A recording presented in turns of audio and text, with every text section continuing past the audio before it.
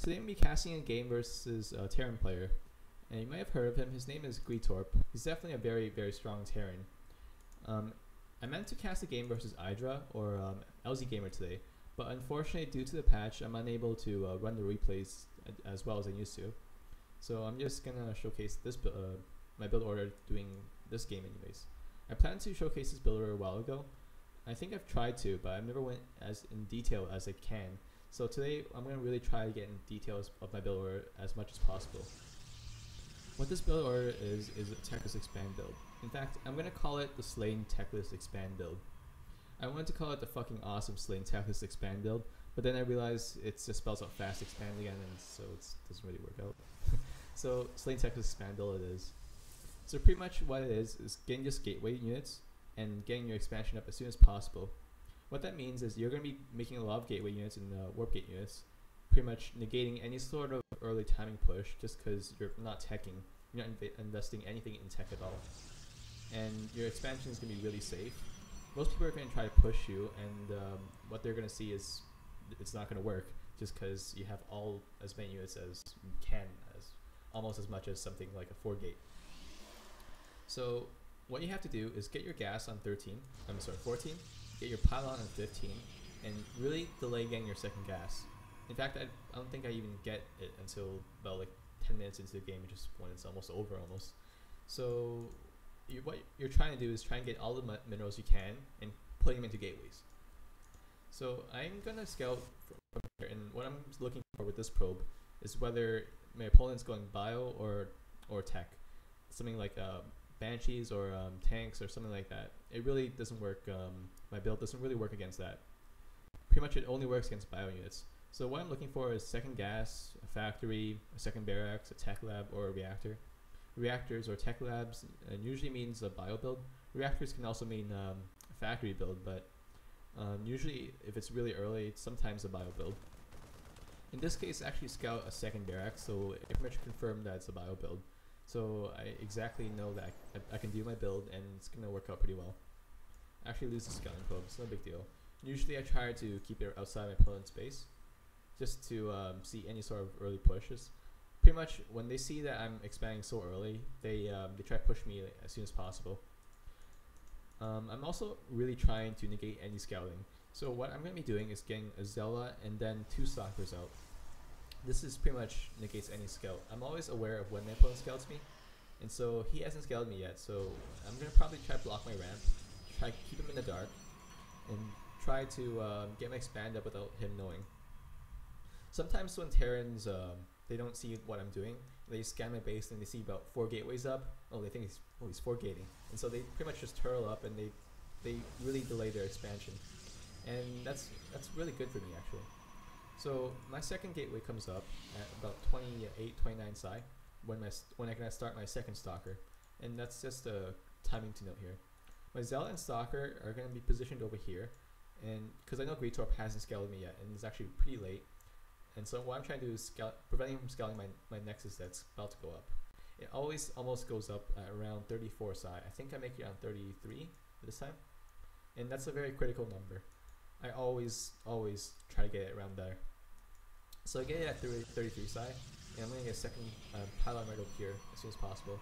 This pylon is very critical because you need to warp in your units as possible into your net location, because that's where you're going to be holding up all these rushes, all these weird timing pushes. Following that, I'm going to chrono boost my cybernetics core. I always chrono at least once. You can get constant production if you chrono it just once. I decided to not actually make something on my second gateway just because I don't think he's going to push me. Just something I'll feel. So what I'm going to be doing is trying to get up as five gateways as soon as possible, and again note that I haven't got my second gas. So I'm getting my warp gates as soon as I'm going to be warping in 2 units. He actually scans my fast expansion. He actually throws down a command center in response to what I have, but I don't think he can actually push me with what he has here. It's actually really even considering I can warp in more units here. So when my 5 gateways started, I'm going to be constantly producing of them, making sure that I never miss a single pylon, because what I'm trying to do is keep my money under 300 at all times, and also keeping my gas under 200, under 100 even. And also getting my probe transfer out, not too many probes, because you're going to be getting your second gas soon, and you need to be probes in that as soon as possible. I get it around 8 minutes or so. It's around 50 psi or so. It's a very another critical timing. You don't really need too much gas, because all you're going to be using it on are sentries. And really, sentries and zealots are just so that I can like pretty much negate him from running away. They usually push around here at the 7-minute mark, and I try to force field them from running away. Pretty much when they get to my base, they're astonished about how big my army is. My Nat is now kicking in, and it's a very strong timing for me to move out. And note that I'm actually putting trailing pylons along the path I move, and that's really because I'm making zealous sentries, and when they're very slow units, so I really want to get them as close as possible. Again, I'm keeping my minerals very low, and I finally got my second gas at 63 psi actually. I actually didn't need to make any more sentries in about 4, because a few of them actually got quite amounts of energy. And be sure to get Guardian Shield. I always stress that. It's so critical against any sort of Marines, or even, it's really good against Marauders even. So I moved to the middle, pretty much at this point in time, at the 8-minute mark. I'm going to pause it actually here. I'm going to throw a pylon down here and warp more units as soon as possible. And I want you guys to examine what the Terran is doing at this time. He's getting stim pack. He actually just finished 2 reactors, so he hasn't been producing so much. He was just busy realizing that his nats can go up, and he has adequate facilities to produce units. Most Terrans are actually even attacking a factory, or just getting their starting their medevacs. So it's pretty much a very bad time for Terran, because if you catch them at this timing, they're usually caught with their pants down. So it's a very awkward timing for Terran, and that's why one of the reasons why it works really well. Okay, so I'm going to unpause it now. I actually threw on a Guardian Shield because I didn't know where he was at the time. I have no observers, and I'm still staying on just pure warp gates, just to get as maximum units as possible. So pretty much with this composition, I'm unafraid of everything. Definitely a little bit of a misplay from Gretorp here is that he didn't EMP my army. I think he was a little nervous, realizing my army is really fucking huge. So he just really tried to use the SCVs and protect his units, and okay, two zealots here actually get stuck from behind, so it's a little poor micro for me. But I really want to know what squeezing all those minerals into units has produced. It produces a really superior army at this point. And again, I'm just warping more zealots. I actually get my robotics sometime now. I usually get it now, because if it goes to a later game, I'm definitely going to need that.